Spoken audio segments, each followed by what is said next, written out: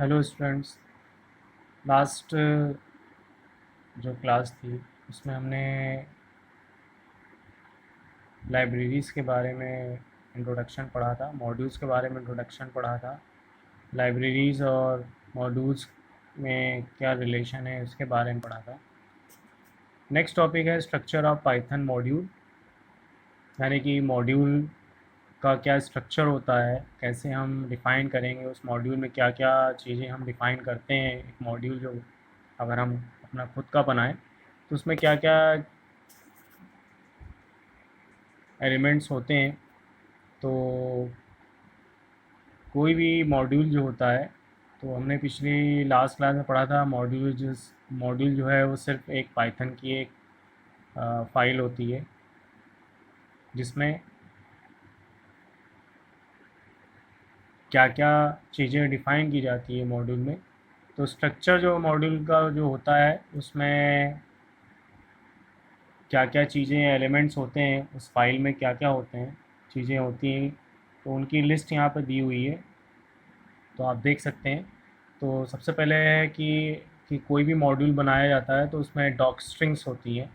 Doc string का मतलब होता है कि ट्रिपल ट्रिपल कोटेड में कोई भी चीज़ आप डॉक्यूमेंटेशन करते हैं, यानी कि description of your program, description of your module, description of your function, यानी कि आपके प्रोग्राम में कोई भी स्टेटमेंट आप लिख रहे हो, कोई भी फंक्शन आप लिख रहे हो, उसका डिस्क्रिप्शन यानी कि डिस्क्राइब करना।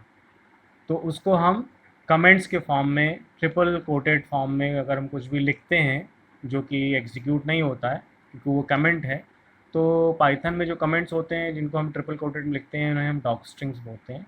तो ये चीज़ें आपको मॉड्यूल में मिलेगी, ठीक है, डिफ़ाइन की जाती है। वो मैंडेटरी नहीं है, लेकिन फॉर बेटर प्रोग्रामिंग हम डॉक्यूमेंटेशन करते हैं अपने प्रोग्राम का।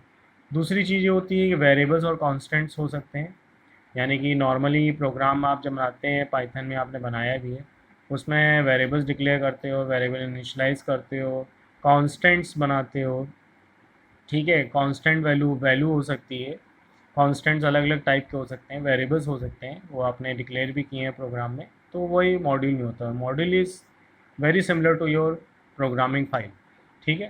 फ़र्क सिर्फ इतना है कि मॉड्यूल में मेन प्रोग्राम नहीं होता है। इसके अलावा कुछ और भी एडिशनल चीज़ें हैं जो हमारे सिलेबस में नहीं कवर हैं।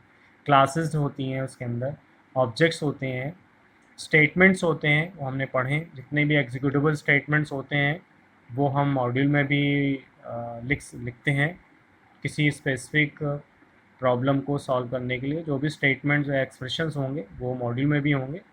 उसके बाद फंक्शंस, जो हमने पिछली क्लास में चैप्टर में पढ़ा था, functions is the most important part of module. एक मॉड्यूल में कितने भी फंक्शन हो सकते हैं और उन फंक्शन में क्या क्या प्रॉब्लम आप एवेलुएट कर रहे हो, प्रोसीजर क्या है, वो प्रोसीजर हम उन फंक्शंस में लिखते हैं। तो ये कुछ इम्पॉर्टेंट पार्ट्स हैं जो हम मॉड्यूल में डिफ़ाइन करते हैं। तो उसको एक एग्ज़ाम्पल से हम देख सकते हैं।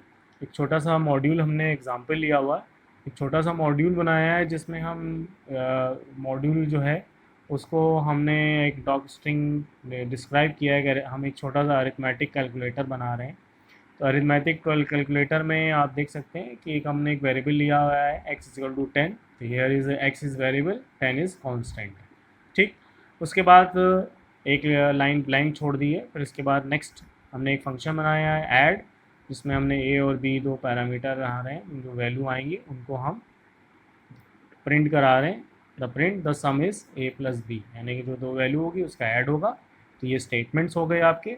फिर एक और फंक्शन, जो बेटर प्रोग्रामिंग होती है मॉड्यूल में, तो दो फंक्शन के बीच में दो लाइनों का गैप होता है नॉर्मली।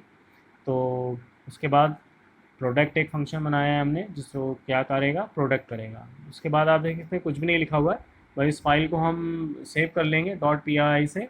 तो एक ये मॉड्यूल हमारा बन जाएगा और उस मॉड्यूल को हम दूसरे प्रोग्राम में इंपोर्ट कर सकते हैं, इंपोर्ट करेंगे।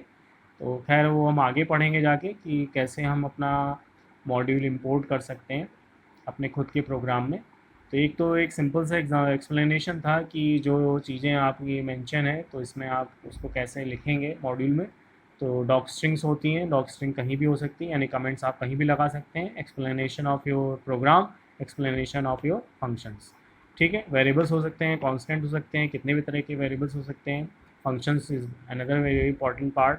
फंक्शंस हो सकते हैं, क्लासेस हो सकती हैं, ऑब्जेक्ट्स हो सकते हैं। खैर वो हमारे सिलेबस में नहीं है, तो जो चीज़ें हमारे सिलेबस में है उसके अकॉर्डिंग हमने एक छोटा सा मॉड्यूल ये डिज़ाइन किया है। नेक्स्ट पार्ट है कि how to import a module. Class 11th में आपने मॉड्यूल को इंपोर्ट किया था, तो उसके लिए इंपोर्ट्स दो तरह से मॉड्यूल को हम इंपोर्ट कर सकते हैं। एक इंपोर्ट स्टेटमेंट होता है, आप देख सकते हैं, ठीक है। एक इंपोर्ट स्टेटमेंट से आप इंपोर्ट कर सकते हैं, और एक इंपोर्ट स्टेटमेंट कमांड से हम इंपोर्ट कर सकते हैं। तो पूरा अगर मॉड्यूल आपको इंपोर्ट करना है तो इंपोर्ट एंटायर मॉड्यूल, यानी कि पूरा मॉड्यूल इंपोर्ट करना है। तो एक मॉड्यूल में बहुत सारे ढेर सारे फंक्शंस हो सकते हैं। तो अगर पूरा मॉड्यूल आपको इंपोर्ट करना है, यानी कि लोड करना है अपने प्रोग्राम में, तो उसके लिए इंपोर्ट स्टार कमांड होता है। एक और भी तरीका होता है इंपोर्ट करने का, सेकंड स्टेटमेंट जो है। There are two forms of import statement. One is through import statement, it imports the entire module. Second, from keyword से, from module name, import and particular object, यानी कि उस मॉड्यूल में अगर आपको कोई स्पेसिफिक फंक्शंस, स्पेसिफिक ऑब्जेक्ट ही import करने हैं, उन्हीं की ज़रूरत आपको अगर प्रोग्राम में है, तो उस पर्पज़ के लिए हम सेकेंड फॉर्म जो है वो भी यूज़ कर सकते हैं। फ्रॉम मॉड्यूल का नाम, इंपोर्ट, उसके बाद ऑब्जेक्ट नेम, ठीक है, to import the selected object. For example, मैंने एग्जांपल लिया है, तो फर्स्ट पार्ट है जिसे मैंने किया है मैथ, हम लोगों ने यूज़ किया है मॉड्यूल इंपोर्ट मैथ, ठीक है। तो अगर हम कुछ मैथमेटिकल फंक्शन यहाँ कर रहे हैं, देखें जैसे पाव की वैल्यू हम कैलकुलेट कर रहे हैं, प्रिंट मैथ डॉट पाव 3,2, तो 3 का स्क्वायर। तो जितने भी, here pow is an object, pow एक फंक्शन है, ठीक है। किस मॉड्यूल में डिफाइन किया गया है? मैथ मॉड्यूल में डिफाइन किया गया है।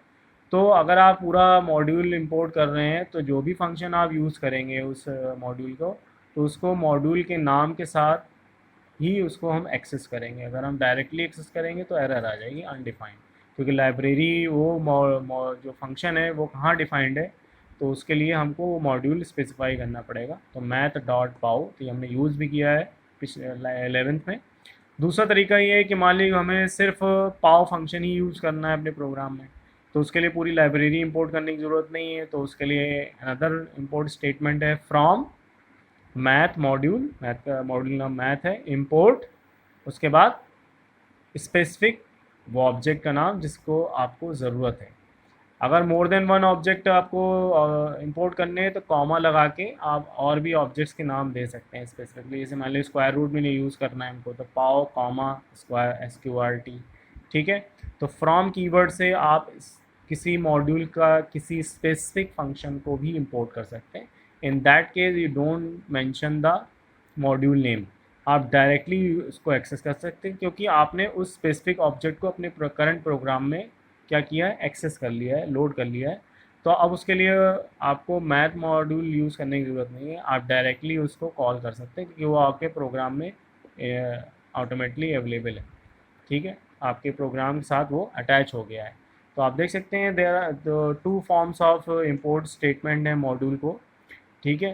तो इंपोर्ट कर सकते हैं, या तो आपको पूरा इंपोर्ट करना है मॉड्यूल, तो इंपोर्ट स्टेटमेंट है। अगर आपको स्पेसिफिक ऑब्जेक्ट इंपोर्ट करना है, सेलेक्टेड ऑब्जेक्ट इंपोर्ट करना है मॉड्यूल से, तो उसके लिए हम फ्रॉम के फ्रॉम फॉर्म यूज़ कर सकते हैं, from module name import and then object name. More than one object import करना है तो कॉमा एज अ सेपरेटर आप यूज़ कर सकते हैं फॉर सेलेक्टिंग मल्टीपल ऑब्जेक्ट्स, ठीक है। तो with every import command issued, python internally does a series of steps। कहने का मतलब ये है कि जब आप कुछ import कमांड लिखते हैं, तो python internally किस तरह से उसको import करता है, इंटरनली कैसे प्रोसेस करता है, तो प्रोग्राम के साथ वो बेसिकली लोड हो जाता है जब आप इंपोर्ट करते हैं स्टेटमेंट को, ठीक है। तो यहाँ पर हमने दो चीज़ें सीखी, एक तो है कि structure of Python module, module का स्ट्रक्चर कैसा होता है, और दूसरा है कि मॉड्यूल को हम किस तरीके से इंपोर्ट कर सकते हैं, उसके बारे में भी हमने देखा यहाँ पे। तो उसके बाद जो है नेक्स्ट जो टॉपिक है that is known as name space. ठीक है, तो नेम स्पेस बेसिकली क्या होता है, तो नेम स्पेस हम नेक्स्ट टॉपिक जो है वहाँ डिस्कस करेंगे नेम स्पेस के बारे में। जो अगला टॉपिक है वह नेक्स्ट वीडियो में मैं उसके बारे में एक्सप्लेनेशन दूंगा। ठीक है, तब तक आप इसको क्लेरिफाई कर लीजिए।